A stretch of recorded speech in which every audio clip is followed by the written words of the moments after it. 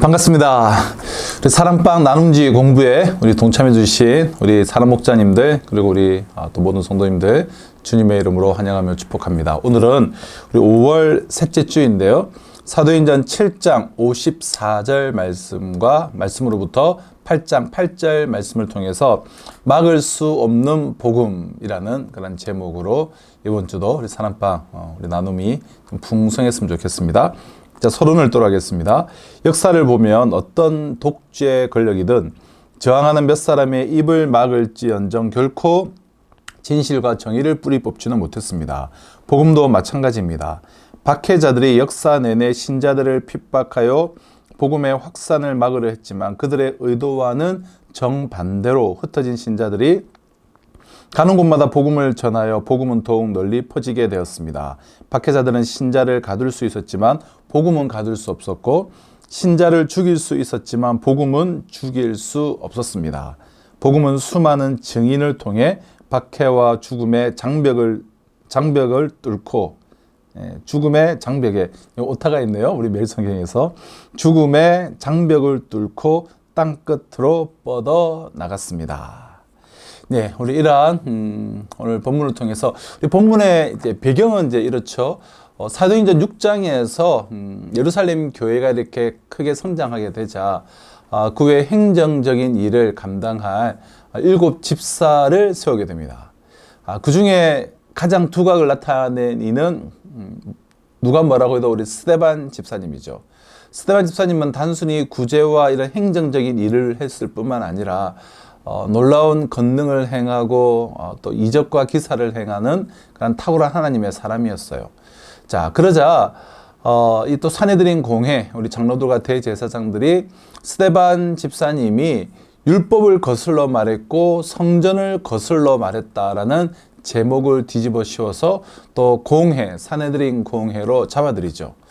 거기서 우리 스데반 집사님은 변론을 하는데요. 설교 형태로 뜬 변론을 하는데 내가 율법과 성전을 거슬러 말한 것이 아니라 너희들이 율법과 성전을 거슬러서 행하지 않았느냐라는 그런 설교를 쭉 한 마지막 지점이 바로 오늘 본문인데요. 그래서 7장 54절을 보면 그들이 이 말을 듣고 스데반 집사님의 이제 변론이 끝난 그 시점이 오늘 본문인데요.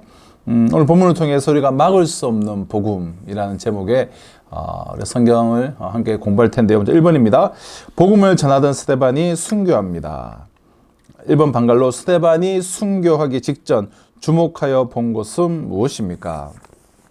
스데반이 변론을 마치자 이들은 이를 가며 돌을 던져서 이제 스데반을 죽이게 되는데요. 순교하기 직전, 스데반이 죽기 직전에 주목하여 본 것이 무엇이냐라는 거예요. 55절. 스데반이 성령 충만하여 하늘을 우러러 주목하여 하나님의 영광과 및 예수께서 하나님 우편에 서신 것을 보고 하나님의 영광과 예수께서 하나님 우편에 딱 서 계시는 것을 순교하기 직전 돌에 맞아서 죽어가면서 스데반은 주목하였다라는 거예요. 군중들은 지금 스스로 재판관이 되어 멋대로 스데반 집사님을 죽이려고 하고 있지만 실은 진정한 재판관이 하늘에서 그들과 스데반을 지금 내려다보고 계십니다.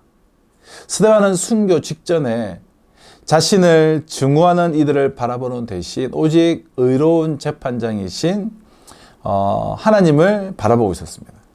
그럼 부당하고 정말 억울한 그 상황을 도무지 피할 수 없을 때에 모든 것을 다 아시고 모든 것을 올바로 판단해 주실 의로우신 재판장이 계신다는 사실이 우리 성도들에게 있어서 소망이요 담대함의 이유일 것입니다.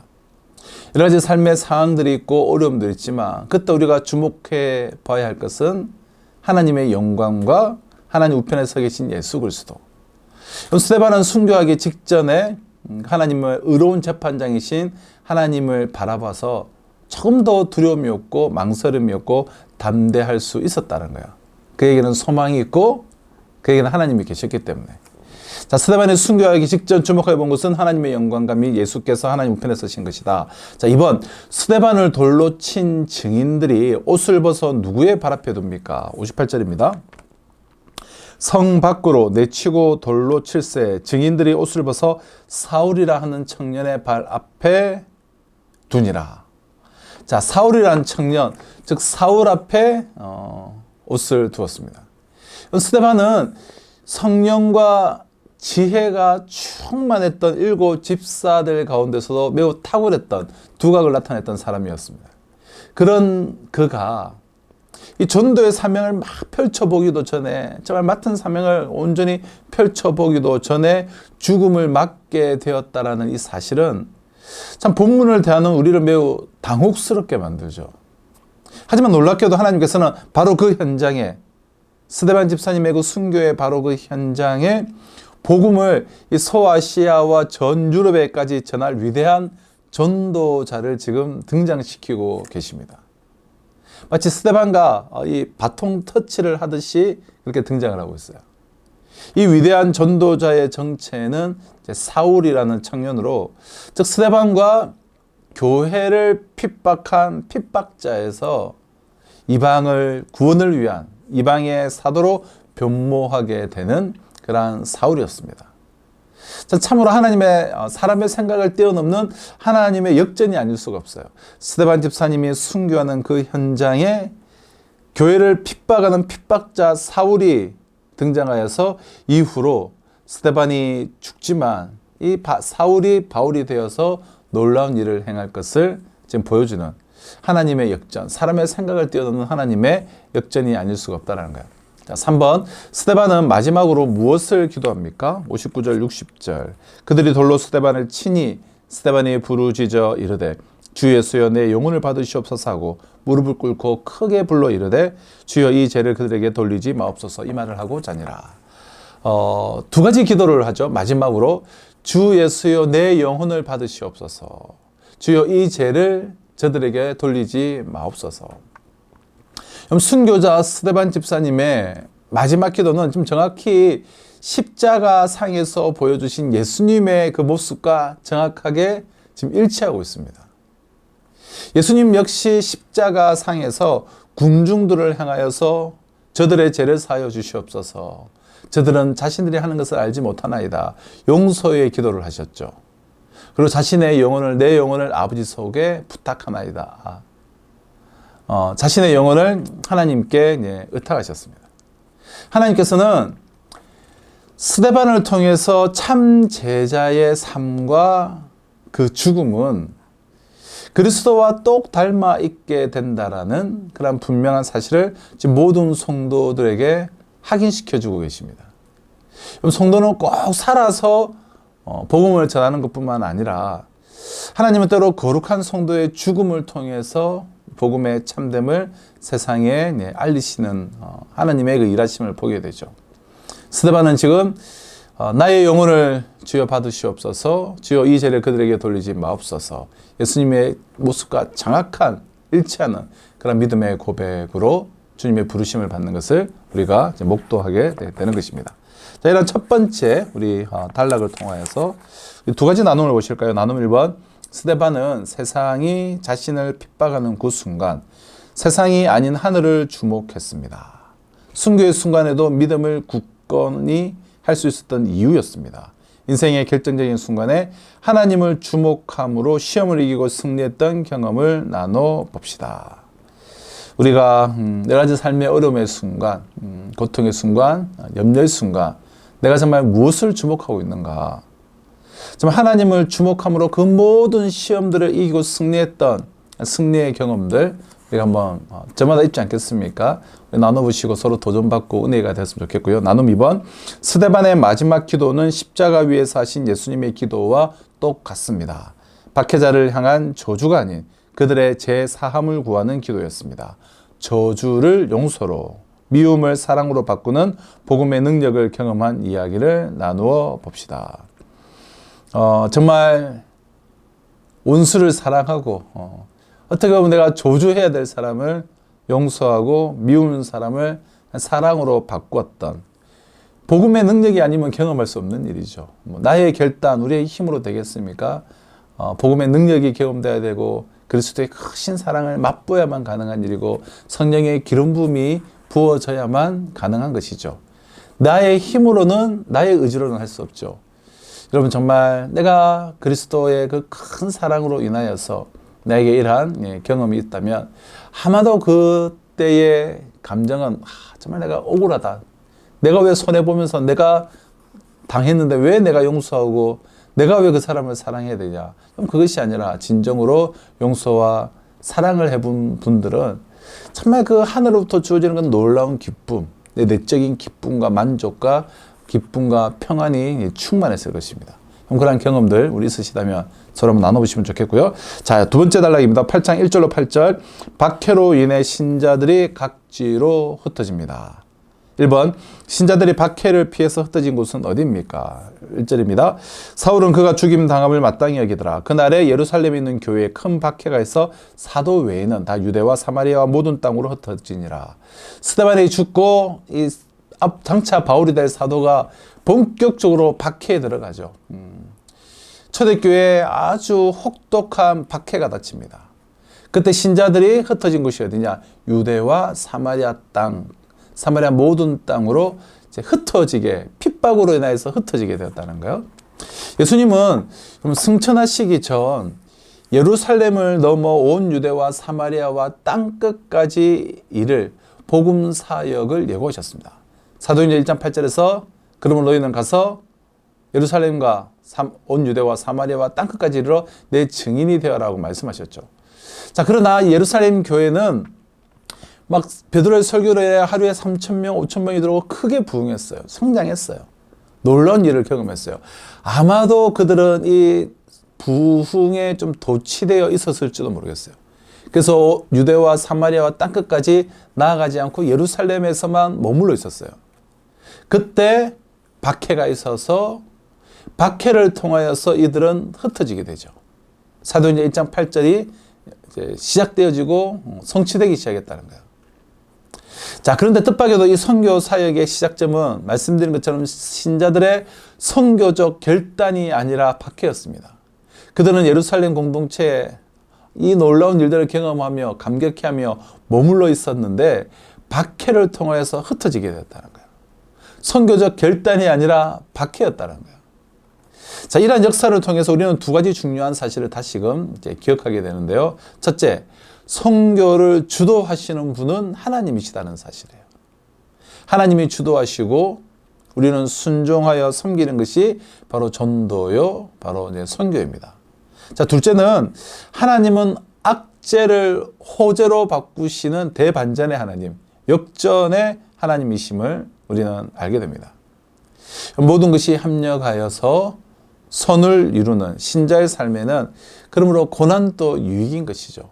핍박이 닥치자 예루살렘 초대교회 성도들은 각지로 흩어지게 됐고 그 흩어짐을 통하여서 복음은 널리 펴지게 된 것입니다. 자, 2번, 흩어진 사람들은 무엇을 하였습니까? 4절, 그 흩어진 사람들이 두루 다니며 복음의 말씀을 전할세. 두루 다니며 복음의 말씀을 전했습니다. 그럼 신자에게는 어떤 삶의 상황이 찾아왔느냐는 것보다 그 상황을 어떤 태도로 내가 돼 있는가, 혹은 그 상황에서 무엇을 했느냐가 중요합니다. 크고 작은 위기 상황, 어려운 상황들은 우리의 삶 가운데 계속 있어 와요. 그때 그 상황을 내가 어떤 태도로 맞이하는가, 어떤 태도로 대하는가, 또한 그 상황에서 내가 무엇을 했는가, 이것이 우리가 중요한 것이죠. 거기서 신자의 믿음은 세상에 드러나게 되고 내 안에 있는 믿음이 참 믿음인가, 진정한 믿음인가는 증명되어집니다. 그럼 핍박이 예고되었을 때에 무엇보다 먼저 사도들은 기도로 나아갔죠.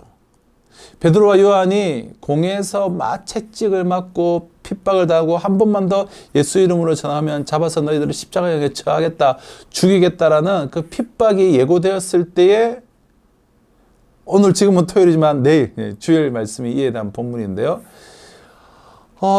초대교회 성도들은 그 핍박의 상황에서도 오히려 먼저 기도로 나아갔어요. 합심하여서 기도했어요.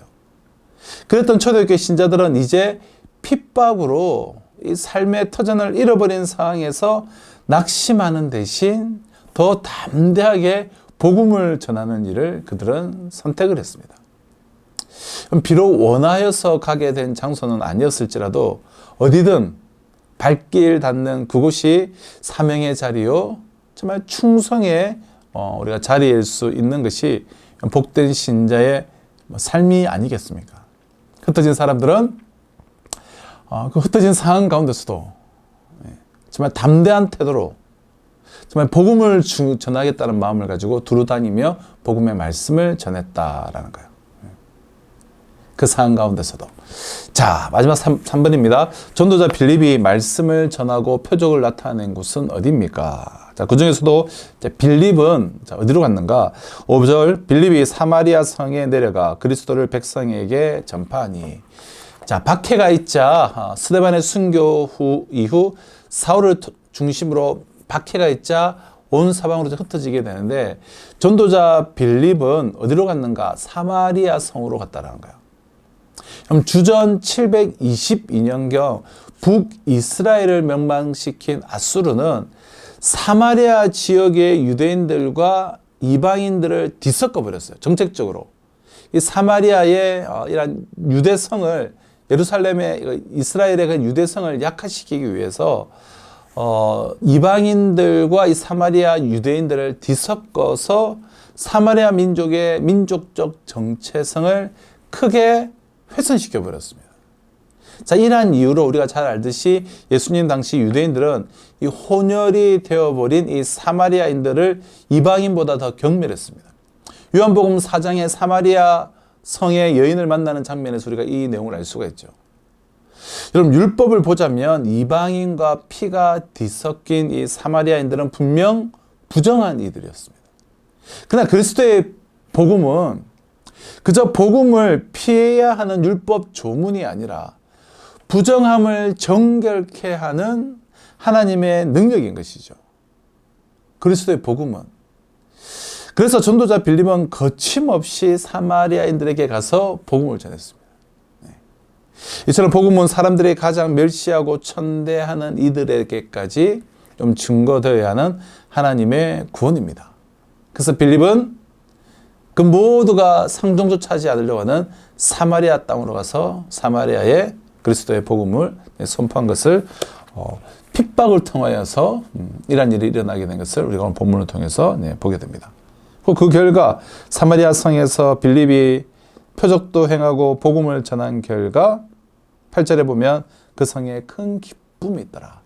수많은 기적이 일어나고 병자가 고쳐지고 이적이 행해지고 복음의 역사로 인하여서 그 성에 큰 기쁨이 있었다라는 것입니다. 자, 이런 두 번째 단락을 통해서 나눔 3번입니다. 세상에 박해놓은 복음을 맡기는커녕 오히려 땅끝까지 이르러 내 증인이 되라 하신 예수님의 지상 명령을 이루는 통로가 되었습니다. 이처럼 삶에 닥친 고난과 어려움이 오히려 복음의 진보가 되거나 신앙의 간증이 됐던 경험을 서로 나누어 봅시다. 네, 그래요. 스데반의 순교 이후에 대대적으로 박해가 시작되었고, 그 박해를 맞았기에 예루살렘만 머물러 있지 않고 온 지방으로 흩어지게 되었는데, 그렇게 각 지역으로 흩어지고 빌립 같은 경우는 사마리아 성에 가서 담대히 복음을 전함으로 하나님의 놀라운 일들이 나타나게 되었다는 거예요. 그러니까 삶에 닥친 고난과 어려움이 오히려 복음의 진보가 되었다는 거예요. 우리에게도 삶에 닥친 어려움을 통해서 오히려 나의 신앙의 진보가 나타나고 복음의 역사가 나타났던 그런 귀한 간증들이 있다면 우리 서로 이번 사랑방을 통해서 나누어 보시기를 바랍니다. 사랑하는 성도 여러분, 막을 수 없는 이제 복음.